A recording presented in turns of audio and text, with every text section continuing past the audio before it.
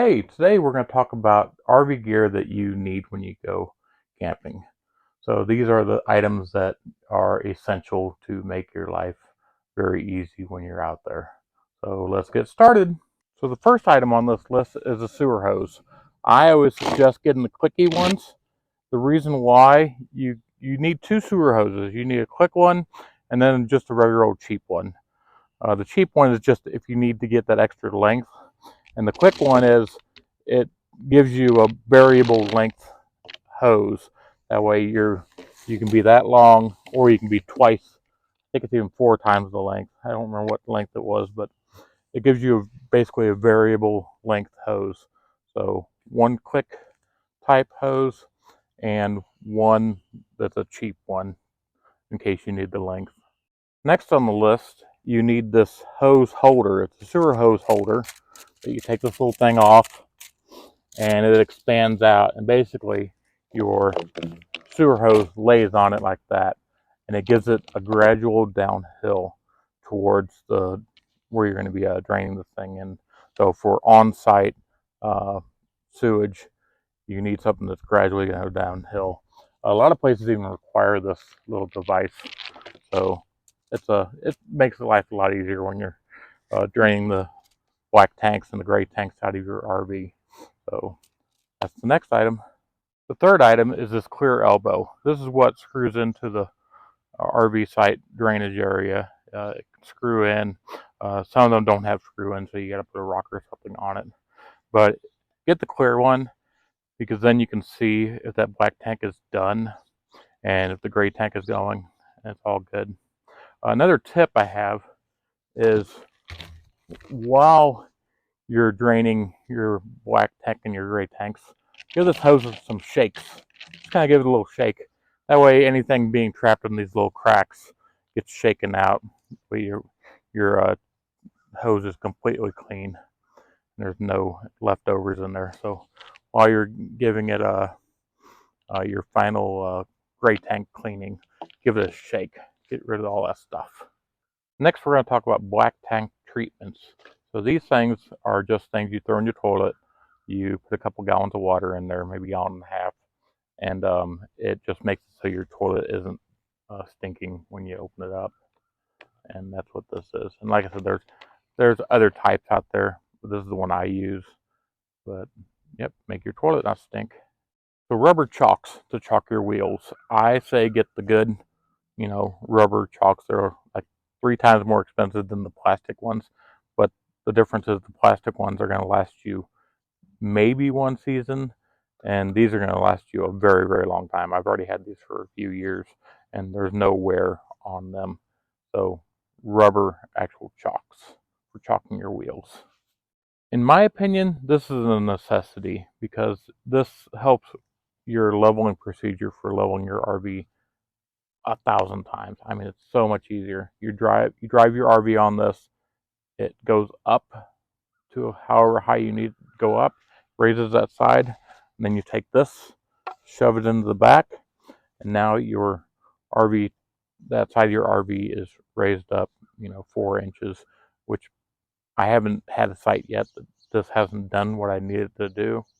So, in my opinion, and it doesn't chalk your wheel, but it kind of, kind of chalks it a little bit. So, with this and your regular chalks for your other side, it helps stabilize your RV a lot. So, definitely one of these. So, leveling your RV, I just double-sided taped this on the front. This one's aiming towards the front of the vehicle. This is side to side.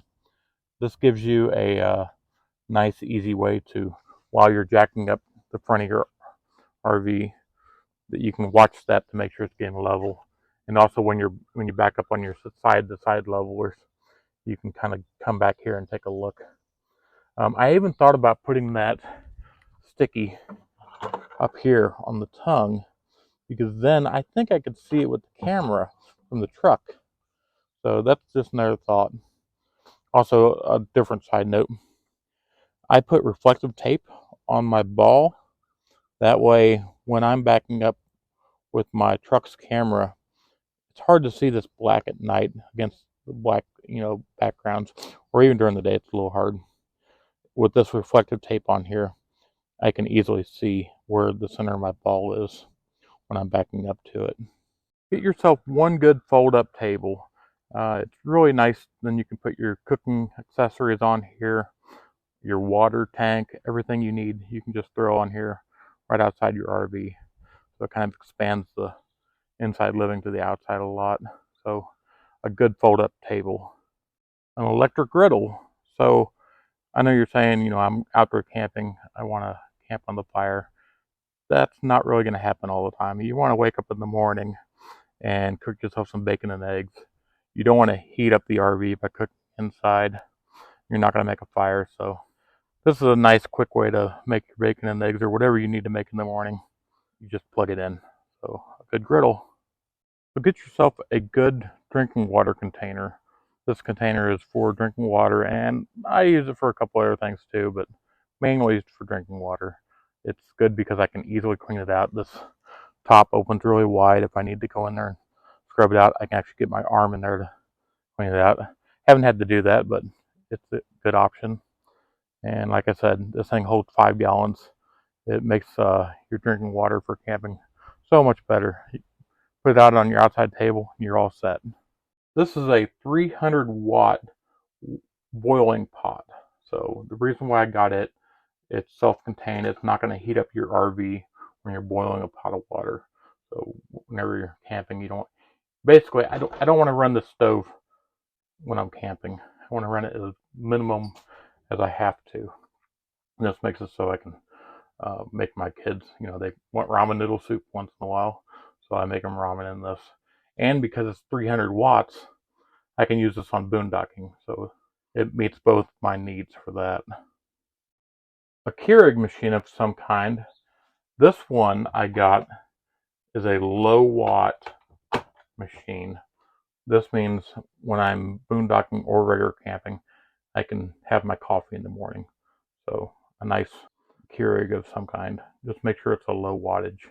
Stainless coffee mugs. These are big mugs, so I can use them for coffee or water, drinking water. So get yourself a dual purpose mug that's easy to clean. And it's double walled, so it can hold the heat in and hold the cold in really nice. Toilet paper. So this is the RV boat toilet paper. I've heard you don't need to get this, but because I don't use that much, I go through maybe 8 rolls a year. I just buy the RV stuff. So you can get I've heard you can get the septic safe one too. So get one of those. In my opinion, this is a necessity if you have kids with you. So a TV and a Blu-ray player. This combo runs maybe 40 watts, maybe 50 watts of power. So it's super low. And I run this off the inverter. And the reason why this is important, when you're boondocking, you don't have internet. And this gives your kids a little entertainment. You can throw a couple of Blu-rays in there to entertain them while they're being bored at night. So, in my opinion, a TV with a Blu-ray player is kind of essential when you have kids. So that wraps up the RV essentials list I have for you today.